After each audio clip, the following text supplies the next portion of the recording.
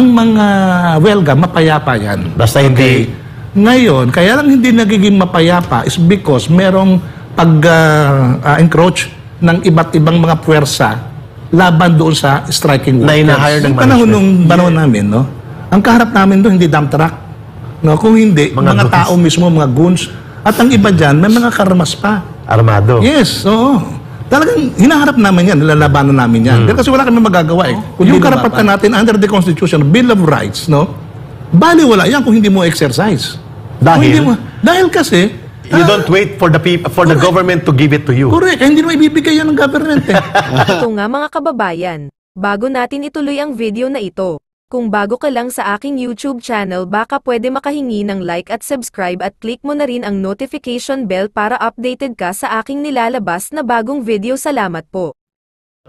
Ginoong Nick Ilman, kasamang Nick, paano nyo ginagawa? Hindi lang ang mga kilusang manggagawa, kundi ang kilusan ng mamamayan sa panahon na sinisikil ng martial law at panahon ito ng kagipitan at madilim na kasaysayan natin ng panahon ng 1974 sa Ramada Hotel. Ikaw ang National President ng Ramada Hotel Employees Union, mga welga nyo at pati pagbubuo ng kilusang Mayo 1. Paano mo na i-relate yung ganitong paliwanag ni Atty. Mark Tolentino doon sa historical na karanasan mo at sa kinakaharap nating kalagayang sitwasyong politikal na may paninikil at panunupil din na nararamdaman? Go ahead, Ginong Nick. Actually, kaugnay nung sinasabi ni Atty. Mark, no?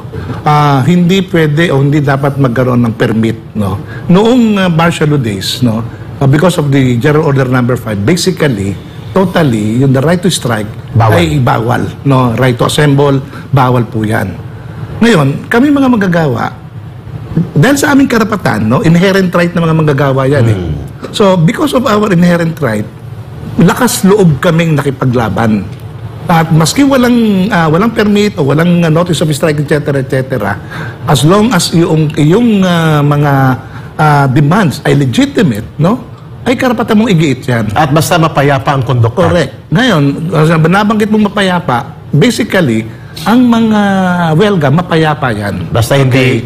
Ngayon, kaya lang hindi nagiging mapayapa is because merong pag-encroach ng iba't ibang mga puwersa laban doon sa striking workers. Na ina-hire ng management. Yes. Ang tawag natin dyan nga kasamang Nick ay iskirol. Iskirol, mga yes. scabs. Nagisaw-saw. Katulad na limbawa ng katulad ng bawa ng sa amin sa Ramada Hotel. By the way, where is Ramada Hotel? Naririnig ko lang yan nung bata ako. Sikat na hotel yan, malaking hotel. Saan ito ngayon? 5-star hotel yan eh. No? Saan ito? Dito po, situated dyan dati, dito sa merong kanto ng Pedro Hill, tsaka ano ba yung... may Malati area. Sa may Malati area. Ngayon ay Robinsons na ngayon. Robinsons Ermita. Opo, hanggang Paura yan. Yan palang Ramada Hotel. Bakit pagmamayari ba ito ng mga Gokongwe? Opo, may-ari niyang Gokongwe. Gokongwe pala itong Ramada Hotel. Yung aming karapatan dyan, dahil kasi hindi kami binibigyan ng... Anong taon ito? That was 1978, 70 hanggang 83. So martial law pa. Yes, talagang welga kami ng welga diyan, no. Dahil kasi hindi kami pinapansin, etc. Legitimate naman yung aming demand. So wala kami magagawa kung hindi exercise namin yung karapatan namin. Pero sinasaktan kayo noon? Lumalaban kami. Lumalaban kayo. Dahil kasi yun ang dapat. Gaano kalaga ang lesson na yon? Na ngayon, ang taktika hindi na iskirol sa mga manggagawa, mga kababayan, kundi dump truck, traktora, at mga bulldozer. Makikita niyo dyan sa ating mga footages kung paano nagbaha ng dump truck, bulldozer, at mga traktora na wala namang inaararo na lupaing sakahan at wala namang mga basura na hakutin, ay pinarada ang mga dump truck sa Tacloban, sa Freedom Park. Sa Freedom Park. Ganon din sa Dumaguete. Ginong Nick Ilman, sa panahon ninyo at sa panahon ngayon, ano ang historical relevance ng paggigiit at paninindigan at paglaban ng mamamayan na sinasabi ni Atty. Mark Tolentino, hindi kinakailangang hinga ng permit ang pagpapahayag, pagbubuo ng asosasyon at ang pag-assemble at pati ang pag-rally sapagkat yan ay karapatan na nakasaad na sa konstitusyon. Samantalang ang mga dump truck at ang mga tent ng pulis, mga bulldozer at traktora, inaagawan ng democratic space ang mamamayan under the Marcos Jr. Sa inyong panahon, mga iskirol at mga goons ang ginagamit. How do you correlate the historical relations? Alam mo, kung i-equate natin sa sitwasyon ngayon yan, ewan ko, ang term ko, Attorney Mark, no, kung tama na, merong de facto na martial law. Ewan kung correct yung term na yun, no? Although na Pag hindi sinabing de facto, Attorney Mark, Actually, de facto, walang declaration. walang declaration, declaration, pero umiiral ang kaparehong sitwasyon. Iba kasi ang martial law ng 1973 Constitution. Yes, Iba yung 1986 Constitution. Puntahan natin, Attorney Mark. Balikan kita, Ginong Nick. Hanging question yun kay Attorney Mark sa sinasabi mo. Bakit mo natatanaw na parang magkapareho, kaya tinawag mong de facto, samantalang yung panahon ng martial law ay aktual na gumanap talaga ang martial law, ito nakikita mo may mga pattern ng kapareho. Bakit mo na-observe? Actually, ganito, wala akong nakikitang kapareho eh. Bakit? Magkakaiba sa totoo lang. Nung panahon namin, no, ang kaharap namin doon hindi dump truck. No, kung hindi, mga goons. tao mismo, mga goons. At ang iba dyan, may mga karmas pa. Armado. Yes, oo. Talagang hinaharap namin yan, nilalabanan namin yan. Kasi wala kami magagawa eh, kundi lumaban. No? Ngayon, itong mga dump truck nito recently, At mga traktora. no, eh hindi naman itong mga tao eh. Ito dapat mong katakutan. Ang dapat natin gawin dito, yung exercise natin ng ating karapatan. So, ang ibig mo bang Basic kasi sabihin, yun Ginong Nick Ilman, ang mga hakbang ng maisog, rally na ito, Yeah. batay sa paliwanag ni Atty. Mark Tolentino sa legal na perspective, ay dapat igiit ng taong bayan Correct. ang Oo. kanilang pag-angkin ng karapatan nila na magpahayag at magtipon-tipon. Or else, no, yung karapatan natin under the Constitution, Bill of Rights, no, baliwala yan kung hindi mo exercise. Kung hindi mo, dahil kasi, You don't wait for the government to give it to you. correct, hindi mo ibibigay yan ng government eh. In the first place, ganito ka, Eric, Attorney Mark, no, yung Freedom Park na inaano ngayon, that was a product of our, ano noon, Yung struggle against martial law. noon, yes, so against martial law. Kaya Tama ka dyan. noong palit ng gobyerno noon kay Cory Aquino, okay? Nagkaroon tayo ng mga ano, freedom Park. parks. Now, ganito. Meron akong kikwento sa inyo. Months after ng declaration, ng pag-assume ni Cory Aquino, sa Supreme Court, no, nagkaroon kami ng rally. Ako yung nag-lead niyan, no? KMU ka pa. KMU ko noon. Ako yung nag-lead niyan. At talagang massively, talagang nag-protest kami in front of the Supreme Court. Dito sa Padre Dito Paura. sa Pau de Paura. In effect, as a result, no, inano ko, tawag na, pinagsabi ako ng Supreme Court na Kinuntem ka? within how many days, no, magsalita ka, magsabi ka, bakit hindi ka na pwedeng i-contempt. Pinadalan Okay. ka ng somon. Yes.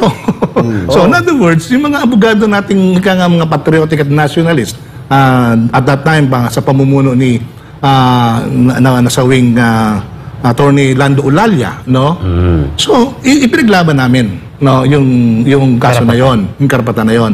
So, basically, sinabi so, in short, no, pinagalitan lang ako ng Supreme Court. At sinabihan Okay. ka, kasi nakakapag-create ng disturbance, sabi nila. Nabasa ko yan eh. Doon sa kanilang proceedings, pero ang sagot yata ninyo doon at pananindigan, ang karapatan sa pagpapahayag ay hindi pwedeng i-equate sa proseso lamang ng mga administrative functions ng Correct. korte. Basically, in honor ng Basa ko Supreme yan. Court yan. In honor ng Supreme In honor Court yan. ng Yes, position oo. nila. So, wala man akong pangalan ko doon sa SCRA. Sa scroll yan. Nandun Sa doon eh. Supreme Nandun na yun. Court ruling annotated jurisprudence. Attorney Mark Tolentino, your comment. May batas yan. Yung batas na yan is the Public Assembly Act. Actually, ang gumawa niyan is Marcos Sr. Kaya batas pambansa. Batas pambansa yan. I forgot the exact number. but it Batas is pambansa 880. 232 yata? Basta 880 ata. Basta it is a Public Service Act. Nakalagay doon na kailangan may Freedom Park. Ang Freedom Park, through an ordinance, mag-declare ng Freedom Park, hindi na kailangan ng permit. Okay. So, kung yung permit na require ng batas is only in relation to the use of public property. Like for example, magwelga ka sa daan in front ng Supreme Court, kailangan ng permit. Magwelga ka sa City Hall, Kasi in front ng City Hall, kasi daan yan eh. may traffic. Public property yan, so Public kailangan ng permit, not for the rally or for the Exercise of of your your right to expression, but for the use of the property. Klaro. Except doon yung Freedom Park. Ang problema, ang mga Freedom Park, ginawang parking lot. Tama. So, yan. So, technically, there is a circumvention of the law na yung tinatawag na Freedom Park. Kasi, kung parking ang pinag-uusapan, marami namang parking dyan. Bakit doon pa sa Freedom Park i-park? And at a time pa sa schedule ng mga rally. Yes. So, ibig sabihin, it's something suspicious, something fishy ang nangyari. So, ibig sabihin, nakakaduda. Nakakaduda. Kasi kung wala ang rally, ang mga dump truck at traktora ginoong Nick Ilman at ang mga bulldozer, wala din. Wala din. Pero kung may announced schedule of rally, dumadagsa at dumadami sa Freedom Park at mga plaza, ang bulldozer at mga traktora, kagaya sa Dumaguete, sa Tacloban, at posible sa iba pang mga lugar. Tama. How do you look at this kind of approach? Nga kung tawagin ni ginoong Nick Ilman, ay pwede niyang banggitin daw na de facto martial law dahil pumipigil na magbigay ng democratic space for the democratic exercise of fundamental rights of the people, Attorney Mark. Ayon de facto, ibig sabihin, walang declaration of martial law. But kailangan natin i-explain sa taong bayan, ano yung tinatawag na martial law? Iba yung martial law noong 1973 Constitution, iba ang martial law sa 1987 Sige, Philippine please explain. Constitution. Under the 1987 Philippine Constitution, pag nagdeklara ang presidente ng martial law, ang ibig sabihin doon, calling out power lang of the armed forces to suppress violence. Yun lang. Ipapanawagan niya lang. Yes, calling out, ibig sabihin, tinatawag niya yung mga military para i-suppress yung violence or mga rebellion kung may nangyayari gano'n. But it will not suspend the operation of the Philippine Constitution. Ayun, ibig klaro, sabihin, nandyan pa rin yung due process, nandyan ang equal protection, nandyan yung freedom of press, freedom of expression, nandun yan. Even though magdeklara ang presidente ng martial law, kasi very clear, the martial law, the state of martial law will not suspend the operation of the Philippine Constitution. Hypothetical, Attorney Mark, and ginoong Nick Ilman, pwede ka mag-react. Yeah. Sorry. Okay, sige. Tapusin ko lang isang tanong kay Attorney Mark. Paano pag ginawa ng Marcos Jr., hypothetical, academic point, na magdeklara siya ng martial law, hindi niya i-inform ang Congress, pabarikadahan niya sa mga police at military, at saraduhan niya the way na ginawa ng tatay niya, isuspend niya by declaration, kung ano man ang gagawin niyang declaration, ang court operations, sino makakapigil sa kanya? So, ang mga kapigil, of course, taong bayan. Kasi may tinatawag tayo na public office is public trust. Hindi naman ibig sabihin, presidente ka, you're above the law. Okay. Ganun yan. That's why may mga grounds po tayo for impeachment, grave abuse of yung inabuso mo yung pagtitiwala ng taong bayan sa'yo, yung culpable violation of the Philippine Constitution, that may be a ground for the So pag ginawa niya yan, the people will have to resist.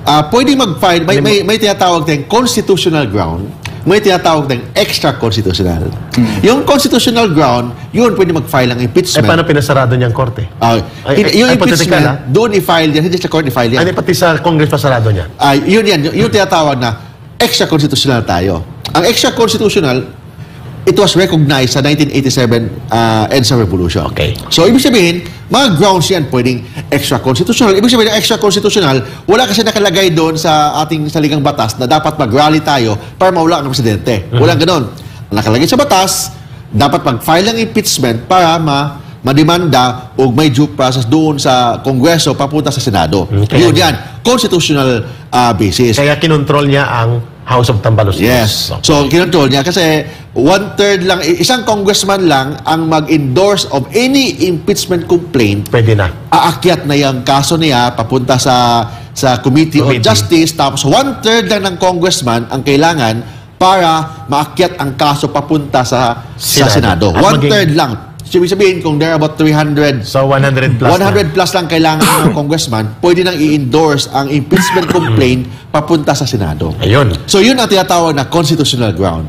Ang extra constitutional ground, yun ang people power, mga ano yung dapat gawin. So, Bago mag-react si Ginong Nick Ilman dito sa talakayan na ang gulo na yan, does it mean that the extra constitutional action is also illegal or is it legitimate? may nagsasabi na illegal kasi revolution daw yan, rebellion daw yan, sedition daw yan. But pwede natin sabihin din in the eye of the law na yung legal basis natin, yung tinatawag na sovereignty resides from the people and all government authority emanates from them. Ibig sabihin, pinagkatiwala lang sa taong bayan ang pagiging presidente, pagiging vice-presidente, pagiging senador, pagiging congressman. Kasi pinagkatiwala lang, anytime, pwedeng kunin yan ng taong bayan. Ayun. Ginong Nick Ilman, gaano kahalaga ang people power movement, ang direct protest movement, doon sa sinasabi ni Attorney Mark Tolentino na hindi outright and automatic na within ang tinatawag na extra constitutional actions like people power or direct actions to the people on the street, valid yan sapagkat kinikilala ng kasaysayan, kinikilala ng international communities, at yan ay nakasaad na rin sa naging karanasan ng ating lipunan. Ginong Nick Ilman. So basically, yung sasabi ni Attorney Mark, no, yung constitutional, extra constitutional process, no, ako tingin ko, ano yan karapatan yan. No? Dahil kasi given kung isang sistema ay repressive, no, oppressive, against the rights of the Filipino people or against the right of the people, may karapatan ang mga mamamayan na talagang mag-go against the current repressive oppression system, no? Na-prove na yan proven na yan noong 1986. At noong 2001. At noong 2001. Sa no? ang 86 sa Marcos Sr., Yes. ang Oo, 2001 kay former Yes, President oo. Erap Estrada. So,